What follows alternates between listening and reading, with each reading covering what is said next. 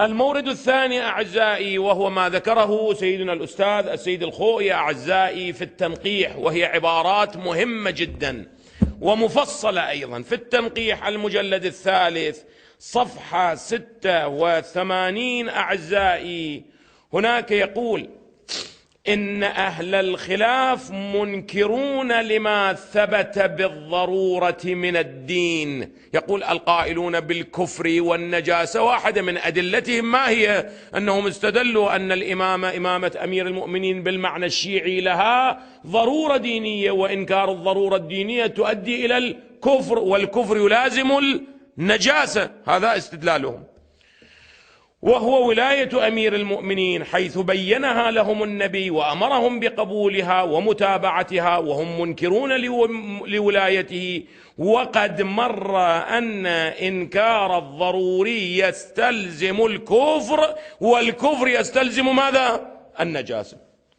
وهذا الوجه، التفتوا جيدا، وهذا الوجه وجيه بالإضافة إلى من علم بذلك وأنكره، يعني للمعاند لا مطلقا، يعني وجحدوا بها واستيقنتها أنفسهم. نعم، الرواية كانت موجودة، الرواية كانت موجودة.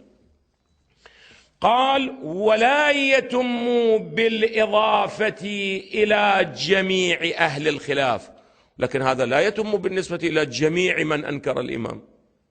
لماذا سيدنا؟ التفتوا إلى الاستدلال. لماذا سيدنا؟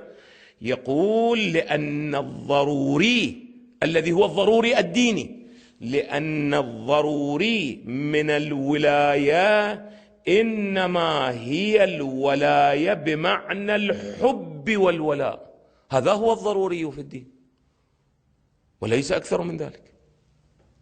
هذه التفتوا لي أعزائي، التفتوا لنا هالنقطة هذه. إذن احنا دا يصير عندنا أولئك الذين يقولون أن الولاية ضرورية. الولاية بأي معنى ضرورية؟ هل الولاية بمعنى المودة والمحبة؟ نعم ضرورية، نعم، وإنكارها إنكار للآية القرآنية: قل لا أسألكم عليه أجرا إلا المودة في القربى. هذا أصل القرآن يا أعزائي. يقول: وهم غير منكرين لها بهذا المعنى، يعني المعنى ماذا؟ معنى الحب والمودة، بل قد يظهرون حبهم لأهل البيت.